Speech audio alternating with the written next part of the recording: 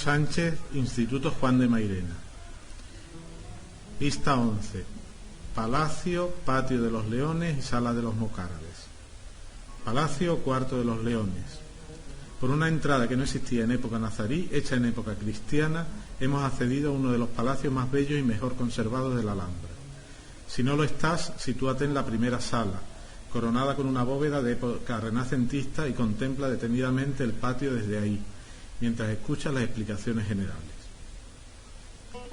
El Palacio Cuarto de los Leones recibe este nombre por la fuente que preside el patio, aunque otra denominación sería Palacio del Jardín, Casa al-Riyad, por el jardín que había allí antes de construir el mismo. Todo el palacio fue construido en la segunda mitad del siglo XV, segundo periodo del sultanato de Muhammad V. Probablemente se construiría una vez completadas las modificaciones que este sultán hiciera al Palacio de Comares de su padre Yusuf I y que acabas de visitar. Aunque hay varias teorías sobre la relación entre este palacio y el de Comares, la posibilidad más segura sería que responde a los deseos de Muhammad V de construir su propio palacio, una vez que concluyó el proyecto de palacio de su padre Yusuf I o Palacio de Comares. En tiempos nazaríes, la entrada al palacio sería distinta a la actual, desde el patio de Comares por la que has entrado. Es decir, se haría desde lo que entonces era la calle Real Baja, por un acceso que se abre a una puerta que todavía existe en el patio. Por lo tanto, en época de Muhammad V, Comares y Leones serían palacios independientes. Como el de Comares, el patio de los Leones es un palacio que tiene un patio como elemento organizador, aunque con notables diferencias respecto al primero. Sala de los Mocárabes. Si aún no lo estás, sitúate en la primera sala rectangular que atraviesa. Si miras hacia arriba, te sorprenderás de que la sala esté recubierta por una bóveda cristiana, de estilo totalmente distinta a la que cubren el resto de las estancias. El recubrimiento de mocárabes original, parecido a las de otra sala y que da nombre a la misma, se quebró en 1590 al explotar un polvorín cercano.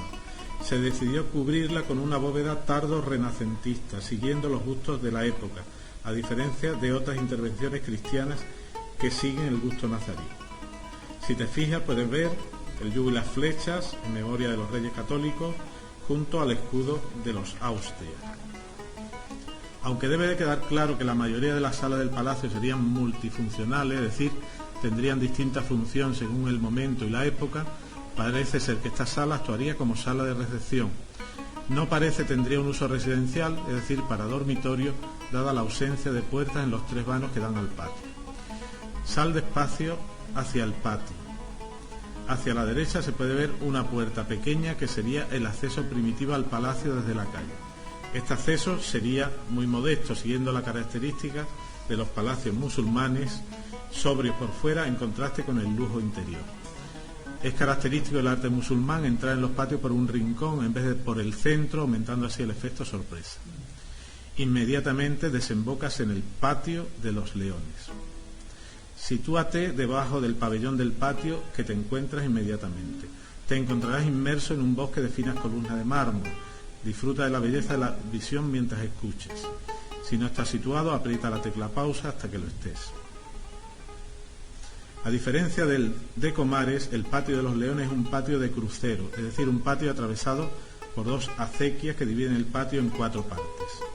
No se sabe muy bien qué habría en cada una de estas cuatro secciones.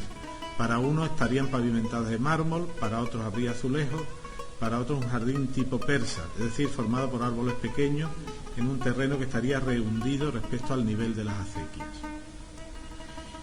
Construido con el eje principal perpendicular al de Comares, según algunos buscando el norte para disfrutar de buenas vistas del mirador de Lindaraja, según otros para evitar derribar los baños del Palacio de Comares. Este palacio constituye un caso interesante de integración de arquitectura con el agua. La Fuente de los Leones en el centro del patio reparte el agua por todo el mismo a través de cuatro canalillos que simbolizarían los cuatro ríos del paraíso musulmán, fluyendo de la fuente a cada uno de los cuatro lados del patio para volver a retornar a la misma.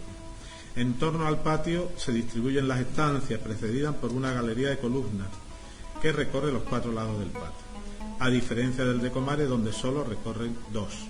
Esta distribución En esta distribución se ha querido ver la influencia de los claustros de los conventos cristianos. La galería de la columna está formada por 126 columnas de mármol de Macael, con fuste muy delgado y esbelto y capiteles de gran riqueza decorativa y muy alargados, formados por múltiples anillos en el collarino y equino o parte central muy variada. Estas columnas aparecen aisladas o en grupos de 2, 3 o 4 agrupaciones en las que se les ha querido ver una cierta simbología que aún se desconoce. Observa y recuerda que los arcos son falsos, es decir, no sostienen nada, sino que recubren las vigas arquitrabadas.